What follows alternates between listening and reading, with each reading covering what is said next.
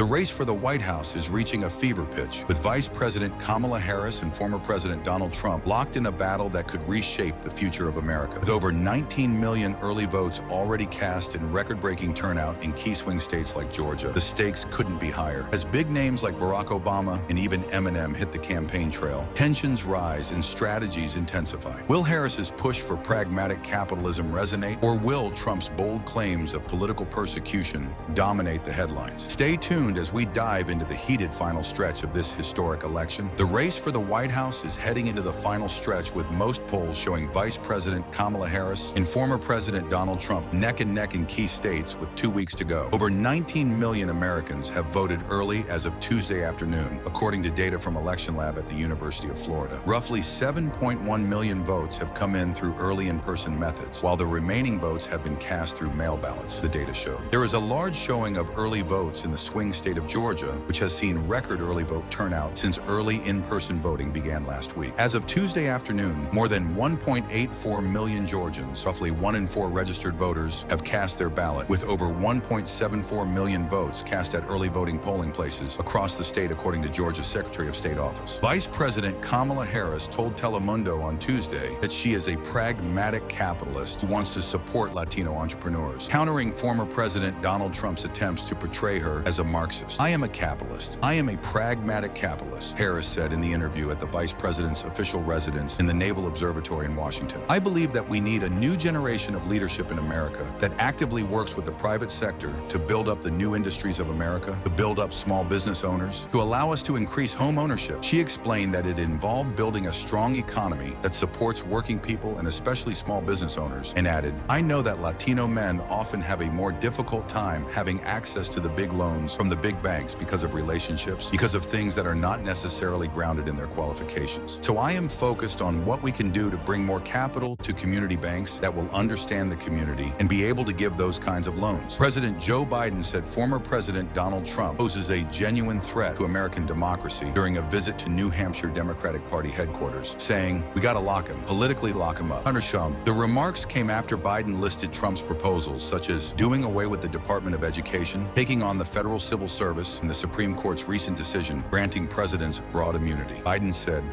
so I know this sounds bizarre. It sounds like if I said this 5 years ago, you'd lock me up." Then Biden said, referring to Trump, "We gotta lock him up, politically lock him up, lock him out. That's what we have to do." "Lock her up" was an oft-repeated line by Trump and his supporters in 2016, a reference to Hillary Clinton's handling of classified information on her private email server. Trump's campaign quickly seized on Biden's comments, calling on Vice President Kamala Harris to condemn the remarks and pushing claim that it shows Trump's legal battles are purely political, charges prosecutors have repeatedly denied. Eminem took the stage at a Harris rally in Detroit, Michigan on Tuesday, where he introduced former President Barack Obama. "I'm here tonight for a couple of important reasons," Eminem said before sharing how much the city means to him. "Going into this election, the spotlight is on us more than ever," he said of the swing state. The Grammy-winning artist encouraged the crowd to. Eminem went on to endorse Vice President Kamala Harris, saying she supports a future where freedoms will be protected and upheld, before introducing Obama to the stage. At an energetic but not completely packed joint campaign rally to mark early voting in the swing state of Wisconsin on Tuesday, former President Obama and Minnesota Governor Tim Walz made their pitch for the Democratic ticket while blasting former Trump's behavior and character with just 2 weeks until Election Day. The rally was held in Madison's Alliant Energy Center, which is able to hold more than 10,000 people. The event space was not completely filled. Walz took aim at Trump and questioned his ally billionaire, tech mogul Elon Musk, who Walz claimed was the real running mate. The Georgia Supreme Court on Tuesday denied an effort from the Republican National Committee to reinstate a series of election rules, including requiring ballots be counted by hand after they previously were blocked by a lower judge. With only 2 weeks to go, anything can happen. Which side will win the last-minute push in these pivotal states? Let me know your thoughts in the comments below. And if you found this breakdown helpful, hit that like button, share it with your friends, and don't forget to subscribe for more updates on this nail-biting election showdown.